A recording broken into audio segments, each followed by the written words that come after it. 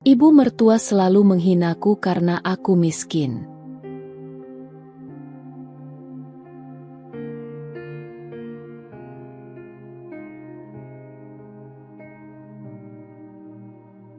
Namaku Sekar, aku hanyalah anak buruh tani.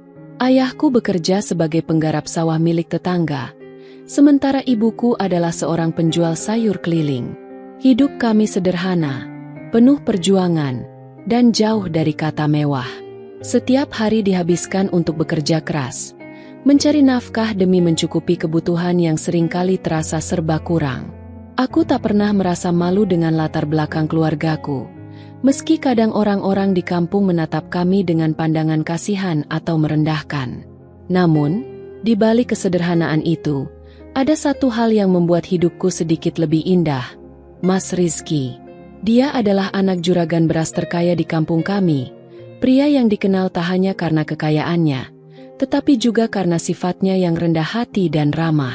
Meski dunia kami berbeda jauh, Mas Rizky sering memperlihatkan sikap yang hangat dan perhatian padaku. Aku tak pernah menyangka bahwa pria seperti dia akan memperhatikan gadis kampung sepertiku. Hari itu, hidupku berubah ketika Mas Rizky dengan tiba-tiba menyatakan perasaannya padaku. Saat itu, rasanya seperti mimpi. Bagaimana mungkin seorang pria seperti Mas Rizky, anak juragan beras, bisa menyukaiku, seorang anak buruh tani? Perasaanku bercampur aduk antara bahagia dan masih tak percaya. Namun, di dalam hatiku, keraguan itu tetap ada. Perbedaan status sosial kami terlalu besar, dan aku tidak yakin apakah cinta saja cukup untuk mengatasi segala perbedaan yang ada. Dunia Mas Rizky penuh dengan kemewahan, sedangkan aku tumbuh di tengah kehidupan yang serba kekurangan. Aku takut, bukan hanya pada kehidupan baru yang akan kujalani, tetapi juga pada bagaimana keluarganya akan memandangku. Aku takut dianggap tidak pantas, takut dianggap hanya memanfaatkan kekayaan mereka. Meski aku berulang kali menolak lamaran Mas Rizky, dia tidak menyerah. Aku merasa tak pantas berada di dunia mewahnya. Aku hanyalah gadis kampung yang tumbuh di tengah kesederhanaan. Keluarga Mas Rizky memiliki reputasi besar di kampung, dengan kekayaan melimpah dari bisnis beras mereka. Aku takut menjadi beban, takut tak diterima, dan terutama takut dipandang rendah oleh keluarganya. Namun, Mas Rizky tetap berkeras. Aku tak peduli dari mana kamu berasal. Yang aku inginkan adalah kamu, kata Mas Rizky dalam satu pertemuan yang tak terlupakan. Akhirnya, aku menyerah pada desakan keluargaku dan menerima lamarannya. Aku merasa cemas akan masa depan yang tidak ku ketahui. Hari pernikahanku tiba dengan segala kemewahan yang tidak pernah kubayangkan sebelumnya. Tenda megah terpasang di halaman rumah Mas Rizky, dihiasi dengan bunga-bunga mahal yang harum semerbak. Para tamu datang dengan pakaian mewah, mobil-mobil mewah berjejer di sepanjang jalan desa. Semuanya tampak begitu berkilau, seperti sebuah mimpi indah bagi orang lain. Namun bagiku, ini semua adalah mimpi buruk. Aku merasa tersesat di dunia yang bukan milikku, seolah-olah aku berada di panggung sandiwara yang asing dan tidak nyaman. Aku, anak buruh tani sederhana, kini menikah dengan Mas Rizky, anak juragan beras terkaya di kampungku. Perbedaan status sosial kami seperti jurang yang begitu lebar, dan aku tidak tahu bagaimana harus menjembatani jurang itu. Meskipun Mas Rizky selalu bersikap lembut, penuh cinta, dan meyakinkanku bahwa semuanya akan baik-baik saja, rasa cemas terus menghantui hatiku. Bagaimana mungkin aku bisa bertahan di dunia yang begitu berbeda ini? Kecemasan itu semakin nyata saat aku melihat tatapan sinis dari keluarga besar Mas Rizky, terutama ibunya. Sejak awal, ibu mertua tidak pernah setuju dengan pernikahan kami. Saat Mas Rizky melamarku, ia dengan tegas menolak, berusaha melarang anaknya menikah denganku, gadis yang hanya dianggapnya sebagai anak buruh tani yang tidak sepadan. Namun, Mas Rizky bersikeras, memohon restu dari keluarganya. Ayah Mas Rizky akhirnya melunak, mungkin karena dia tak tahan melihat anak satu-satunya kehilangan kebahagiaannya jika pernikahan denganku tidak direstui. Tetapi tidak demikian dengan ibunya, yang selalu memandang rendah diriku dan keluargaku. Ketika prosesi pernikahan selesai dan kami tiba di rumah keluarga Mas Rizky yang megah, ketegangan semakin terasa. Rumah besar itu terlihat begitu indah, dengan hiasan dan perabot yang semuanya serba mahal. Namun aku tidak bisa menikmati keindahan itu. Begitu aku menginjakan kaki di dalam rumah, aku bisa merasakan dinginnya suasana. Tatapan sinis ibu mertua yang mengarah padaku membuatku merasa kecil dan tidak berharga. Wah, seneng banget ya kamu Sekar, bisa hidup senang dengan kemewahan dari anakku. Kalimat itu terucap dengan tajam dari bibir ibu Mas Rizky saat pertama kali aku memasuki rumah itu sebagai menantunya. Aku tertegun, tak tahu harus berkata apa. Tubuhku membeku mendengar sindiran itu. Matanya menyelidik, seolah-olah aku adalah penipu yang hendak mengambil alih kekayaan mereka. Kata-katanya menusuk lebih dalam daripada pisau. Mas Rizky yang mendengar itu mencoba menengahi. Bu, tolong jangan bicara seperti itu. Sekar mencintaiku. Dia tidak seperti yang ibu pikirkan. Namun, sang ibu hanya mendengus sinis. Cinta? Apa gadis seperti dia tahu apa itu cinta? Yang dia tahu hanyalah uang. Kamu buta, Rizky. Gadis ini akan mempermalukan kita. Aku menggigit bibir, mencoba menahan air mata yang hendak tumpah. Momen yang seharusnya menjadi hari paling bahagia dalam hidupku, justru dipenuhi dengan kekhawatiran dan ketidakpastian. Setiap hari setelah pernikahan itu terasa seperti berjalan di atas pecahan kaca. Tidak ada satupun hari yang berlalu tanpa sindiran atau ejekan dari ibu mertua. Keesokan paginya, saat aku bangun untuk membantu pekerjaan rumah, ibu mertua berkata dengan suara dingin, "Tidak perlu, nanti kamu malah merusaknya. Kamu tidak terbiasa dengan perabotan mahal, kan?" Aku hanya bisa menunduk, berusaha tetap kuat. Mas Rizky selalu berusaha mendukungku, namun tidak bisa selalu berada di sisiku. Setiap kali dia keluar untuk bekerja, aku harus menghadapi ibu mertuaku seorang diri. Mertuaku bahkan memperlakukan keluargaku dengan cara yang lebih buruk lagi. Setiap kali ayah dan ibu berkunjung, mereka hanya mendapatkan senyuman dingin dan ucapan yang penuh sindiran dari ibu Mas Rizky. "Kalian pasti bahagia sekarang, ya? Putri kalian sudah menikah dengan keluarga kaya," ucapnya suatu hari ketika orang tuaku datang berkunjung. Ayahku, meskipun terpukul oleh ucapan itu, hanya bisa tersenyum tipis dan menahan diri. Namun, aku tahu betapa dalamnya rasa sakit itu. Ayah dan ibuku selalu mengajarkanku untuk menghormati orang lain, meskipun mereka tidak menghormatimu. Dan itulah yang kulakukan. Setiap kali ibu mertua menyakitiku dengan kata-katanya, aku memilih diam. Setiap hinaan yang terlontar, kutelan sendiri, meski perihnya membekas di hati. Meskipun begitu, aku mulai merasakan beban yang semakin berat setiap hari. Kehidupan pernikahan yang kuimpikan ternyata tidak seindah bayangan. Aku mencintai Mas Rizky, tetapi perbedaan antara kami membuatku merasa terasing. Aku merasa seperti orang luar di rumah ini, tak pernah benar-benar diterima. Sementara itu, ibu mertuaku semakin gencar menunjukkan ketidaksukaannya. Tak ada hari yang berlalu tanpa sindiran tajam dari bibirnya, membuatku merasa kecil dan tidak berharga. Rumah megah ini menjadi seperti penjara emas bagiku. Aku merasa terjebak di dalamnya, tak mampu melarikan diri dari rasa sakit dan ketidakadilan. Meskipun aku berusaha sekuat tenaga untuk menjadi istri yang baik, memenuhi tanggung jawabku sebagai menantu, semuanya terasa sia-sia. Bagiku, cinta Mas Rizky adalah satu-satunya harapan yang membuatku bertahan. Namun, sampai kapan aku bisa bertahan? Sampai kapan aku bisa menghadapi hinaan dan cercaan ini? Kecemasan dan kesedihan itu terus menggerogotiku setiap hari. Aku ingin percaya bahwa suatu hari nanti ibu mertuaku akan luluh, bahwa dia akan melihatku sebagai menantu yang pantas, bukan hanya anak buruh tani yang dianggap tak punya nilai. Namun, setiap hari harapan itu terasa semakin jauh. Setiap hari terasa seperti ujian bagi kesabaran dan kekuatanku. Tak ada pagi yang berlalu tanpa kata-kata pedas dari ibu mertuaku. Setiap kali Mas Rizky berangkat bekerja, meninggalkanku sendirian di rumah mewah ini, ibu mertuaku seolah mendapat panggung untuk melampiaskan segala kebenciannya padaku. Seolah keberadaanku di rumah ini adalah kesalahan besar yang tak termaafkan. Pagi itu, meski masih dalam tekanan dari ibu mertua, aku mencoba melakukan hal yang aku bisa dengan menyiapkan sarapan untuk keluarga. Tangan-tanganku sibuk menggoreng telur dan menyiapkan kopi. Meski tubuhku lelah penuh tekanan, aku hanya ingin melakukan tugasku sebagai istri dan menantu dengan baik. Tapi sepertinya tidak ada satupun yang cukup di mata ibu mertua. "Hei Sekar, kamu itu cuma anak buruh tani. Jangan kira bisa hidup enak dengan uang kami." Suara ibu mertua terdengar dingin dan penuh ejekan dari balik pintu dapur.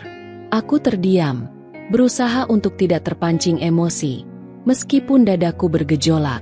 "Tidak perlu repot-repot. Toh apa yang kamu lakukan pun tidak akan ada gunanya. Lagian aku juga tak sudi makan dari tangan orang miskin seperti kamu." Matanya menatap tajam ke arahku, seolah-olah ingin menusuk jiwaku. Aku mencoba sabar, mencoba menerima setiap kata kasar yang dilontarkan padaku. Meskipun hatiku terluka, aku hanya menunduk dan tetap melakukan tugas-tugasku. Aku sadar, di mata ibu mertua, aku tidak lebih dari gadis miskin yang dianggap mempermalukan keluarganya. Segala sesuatu tentang diriku selalu salah di matanya.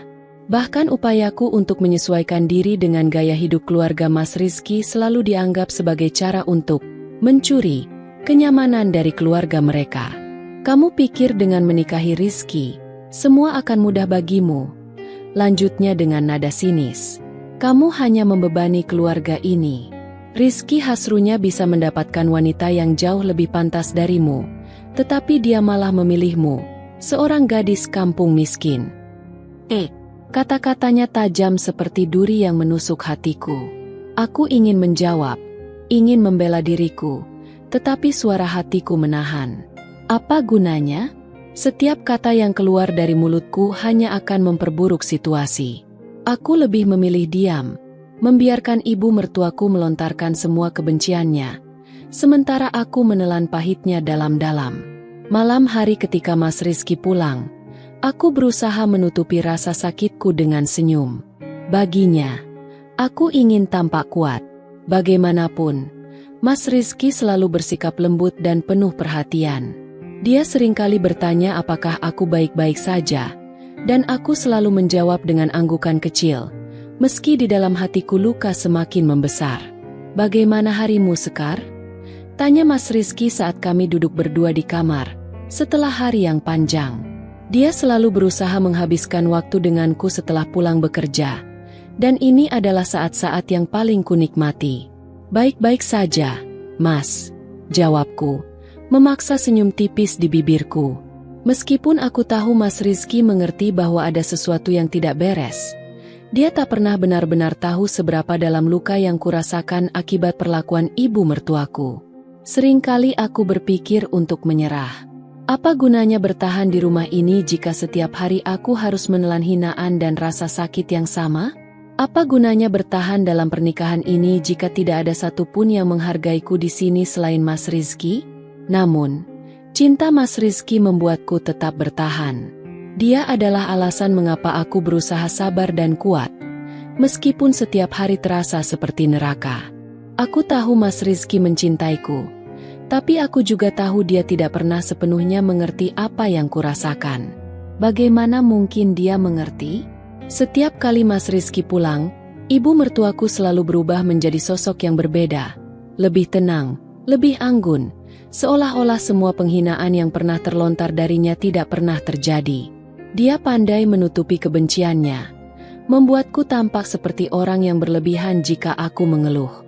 Pernah suatu malam aku mencoba untuk berbicara tentang perlakuan ibu mertuaku pada Mas Rizky. "Mas, ibu-ibu seperti tidak menyukaiku," ucapku pelan, ragu-ragu. Mas Rizky menatapku dengan penuh perhatian. Namun aku tahu kata-kataku tidak akan pernah bisa sepenuhnya menggambarkan apa yang sebenarnya terjadi. Jangan terlalu dipikirkan, sayang. Mungkin ibu hanya butuh waktu untuk menerima kamu. Jawabnya dengan lembut, membelai pipiku. Kamu tahu kan, ibu selalu perfeksionis dan sulit percaya sama orang baru. Tapi aku yakin, lama-kelamaan, dia pasti akan menyayangimu seperti aku menyayangimu. Aku mengangguk, meskipun jauh di dalam hatiku. Aku tahu kenyataannya tidak sesederhana itu.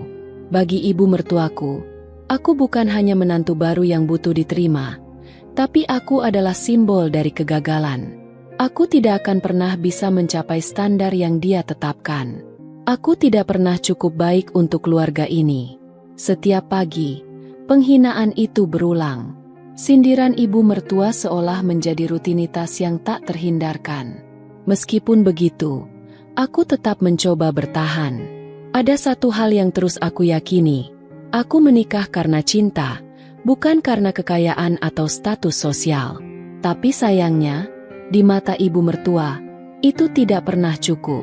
Berkali-kali aku berpikir, sampai kapan aku bisa terus bertahan? Bisakah aku menemukan tempatku di rumah ini? Atau akankah aku selalu menjadi orang luar yang tak pernah diterima? Hati kecilku terus berharap bahwa suatu hari nanti, ibu mertua akan melihatku dengan pandangan yang berbeda. Bahwa dia akan melihat ketulusan cintaku pada Mas Rizky, dan menerima bahwa aku, meskipun berasal dari keluarga yang sederhana, layak mendapatkan kebahagiaan di sisi putranya. Namun, setiap hari, harapan itu terasa semakin jauh. Setiap hari terasa seperti medan pertempuran. Bukan pertempuran fisik, tapi pertempuran batin yang menguji kesabaranku. Aku berusaha keras untuk menjadi istri yang baik, menantu yang patuh, dan bagian dari keluarga ini, meski apapun yang kulakukan selalu salah di mata ibu mertua. Rasanya, tak ada satu langkah pun yang tidak dikritik. Penghinaan demi penghinaan selalu hadir, seperti bayang-bayang yang mengikutiku setiap saat. Pagi itu, aku bangun lebih awal dari biasanya. Kurasakan tubuhku lelah, tetapi pikiranku memaksa untuk terus bangkit. Seperti biasa, aku memulai hari dengan menyiapkan sarapan untuk keluarga meskipun aku tahu ibu mertua takkan pernah mau memakan masakanku. Dalam setiap langkahku, aku selalu berusaha melakukan yang terbaik, meskipun dalam hati aku tahu, tidak ada yang akan pernah benar bagi ibu mertua. Aku mencoba membantu membersihkan rumah, mengatur dapur, menyapu halaman, segala hal yang menurutku bisa sedikit meringankan beban di rumah ini. Namun, setiap kali aku mencoba membantu, ibu mertua selalu melihatnya dengan tatapan penuh curiga. "Hei Sekar, kamu gak repot-repot. Gak perlu berpura-pura. Kami tahu kamu hanya ingin kekayaan kami kok," ucapnya tanpa ragu saat aku selesai mengepel lantai ruang tamu. Kalimat itu menusuk hatiku, membuatku kembali terdiam. Aku tidak pernah menginginkan kekayaan keluarga ini. Yang kuinginkan hanyalah diterima. Aku ingin menjadi bagian dari mereka, bukan karena status, tetapi karena cintaku pada Mas Rizky. Tapi di mata ibu mertua, ketulusanku seolah selalu diabaikan, tertutupi oleh prasangka buruk yang tak pernah hilang. Setiap hari, aku merasa semakin tersisih, semakin jauh dari impian untuk hidup harmonis. Suatu sore, ketika aku selesai mencuci piring di dapur, aku mendengar ibu mertua berbicara di ruang tengah dengan suara yang jelas dan penuh sindiran.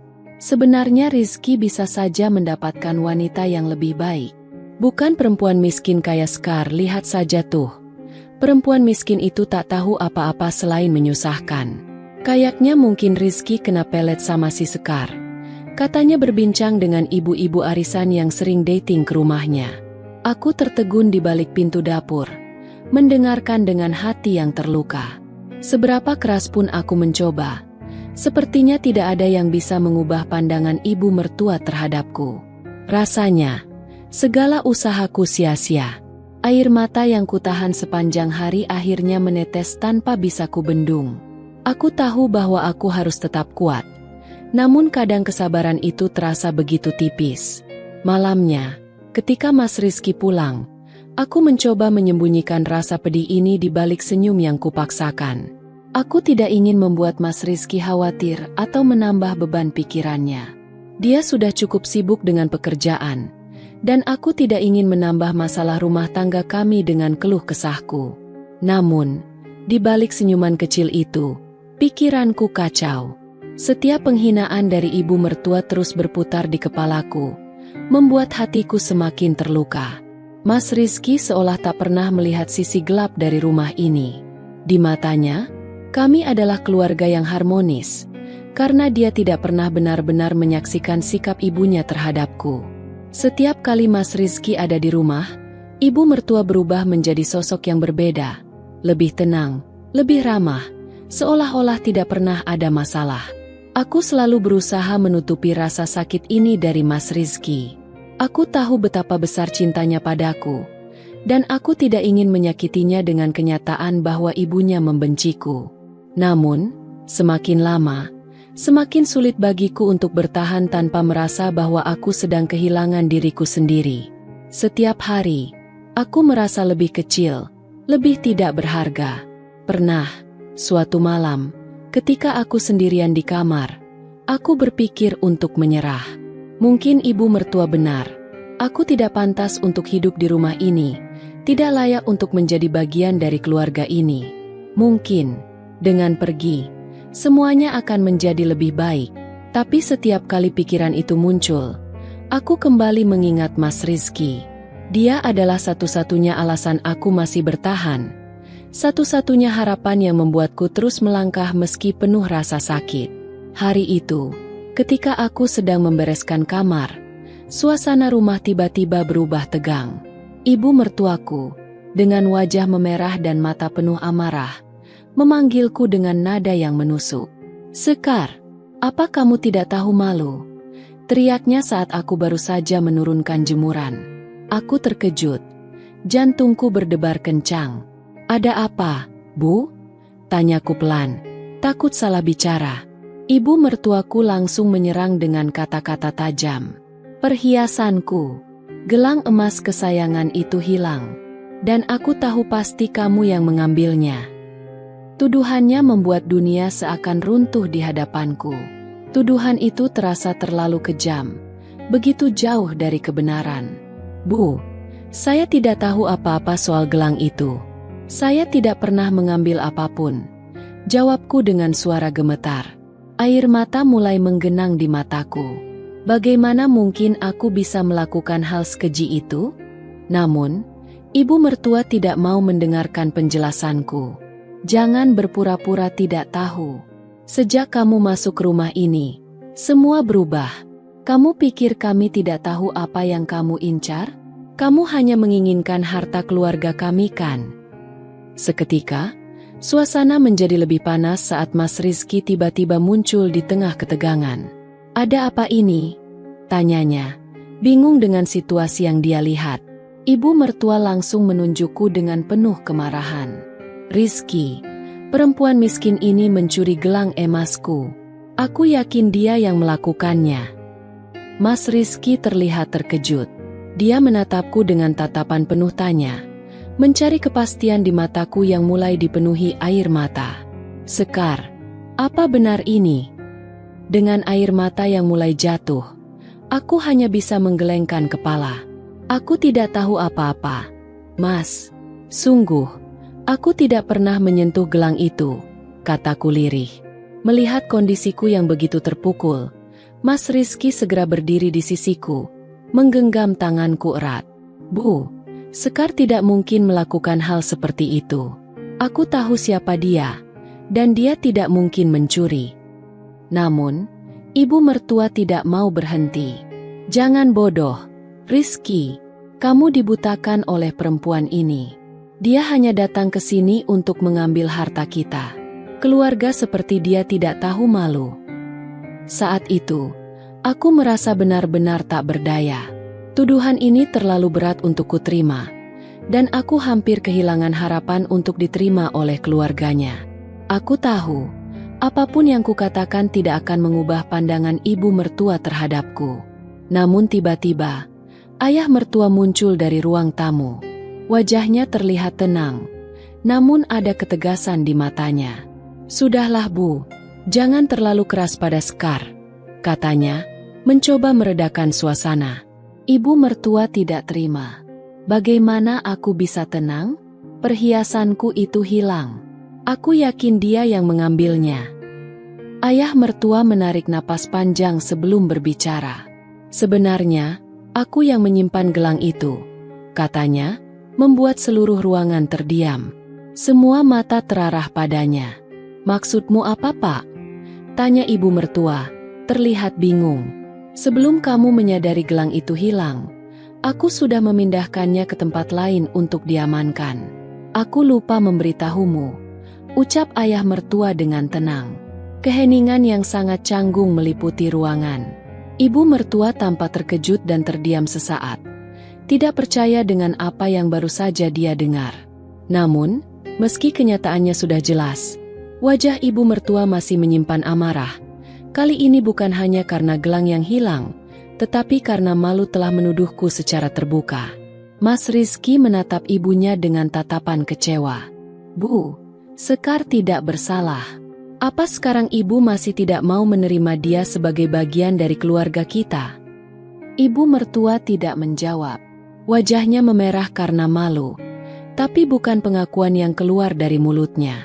Sebaliknya, dia menatapku dengan lebih tajam, seolah semua ini adalah kesalahanku.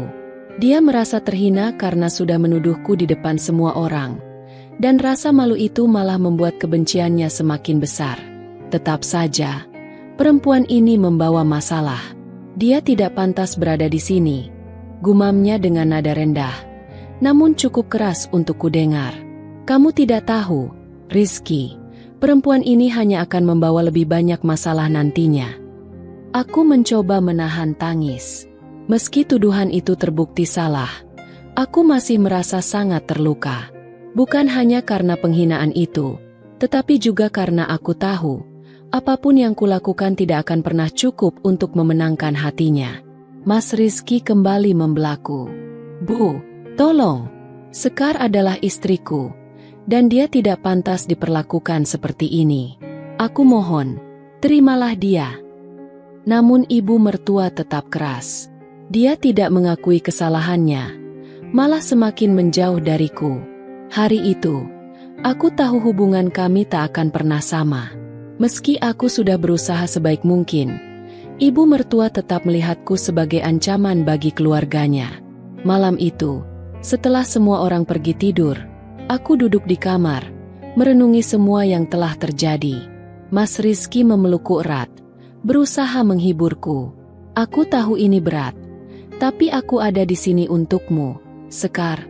Jangan khawatir, semuanya akan membaik," bisiknya lembut.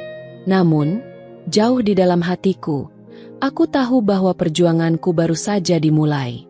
Ibu mertua tidak akan berhenti membenciku hanya karena salah paham kecil ini. Bahkan mungkin, kebencian itu akan semakin dalam. Tapi demi cinta Mas Rizky, aku bertekad untuk tetap bertahan, seberapapun sulitnya perjalanan ini. Semua berubah pada suatu malam yang kelam. Suasana tenang di rumah tiba-tiba pecah ketika suara gaduh terdengar dari luar kamar. Aku dan Mas Rizky terbangun, terkejut oleh suara jeritan ibu mertua yang memecah keheningan malam. Dalam keadaan bingung, kami bergegas keluar kamar, berusaha memahami apa yang terjadi. Di ruang tamu, pemandangan yang mengerikan menyambut kami. Seorang pria bertopeng berdiri sambil mengacungkan pisau ke leher ibu mertua. Ayah mertua ternyata telah pingsan dipukul oleh pencuri itu. "Diam! Jangan ada yang bergerak!" teriaknya dengan suara berat dan menakutkan. Ibu mertua terlihat sangat ketakutan dan tidak berani berbuat apa-apa. Seketika, rasa panik menyelimutiku. Aku tahu aku harus melakukan sesuatu. Melihat ibunya dalam posisi terancam, naluriku sebagai seorang istri dan seorang manusia mengalahkan rasa takutku. Aku tidak bisa membiarkan orang yang telah memberiku begitu banyak kesakitan ini dalam posisi bahaya. Tanpa berpikir panjang, aku melangkah maju. Aku memang pernah belajar bela diri dulu sewaktu SMA, jadi ada keberanian yang timbul dalam diriku. Perampok terkejut dengan kehadiranku. Sepertinya tidak mengharapkan ada orang lain yang berani melawan. "Mundur! Jangan sekali-kali mendekat," ancamnya. Namun aku tetap berdiri di tempatku, tidak ingin mundur. Tapi takdir berkata lain. Dalam kekacauan itu, aku berhasil memukul perampok itu, namun naasnya perampok yang dalam keadaan panik mengayunkan pisaunya ke arahku. Tanpa bisa menghindar, aku merasakan sakit yang luar biasa saat pisaunya menembus perutku. Aku jatuh ke lantai, sembari merasakan darah mengalir deras dari lukaku. Ibu Mas Rizky menjerit ketakutan melihatku terkapar. "Ya Tuhan, Sekar, kamu tidak apa-apa." Dia melangkah maju, memelukku. Di saat itulah, aku melihat di matanya sesuatu yang belum pernah kulihat sebelumnya. Rasa bersalah yang mendalam. "Kenapa kamu melakukan ini?" Suaranya penuh kepanikan, dan untuk pertama kalinya, aku merasa ibu mertua melihatku bukan sebagai musuh atau penghalang, tetapi sebagai seorang pahlawan yang berani berkorban demi keluarganya.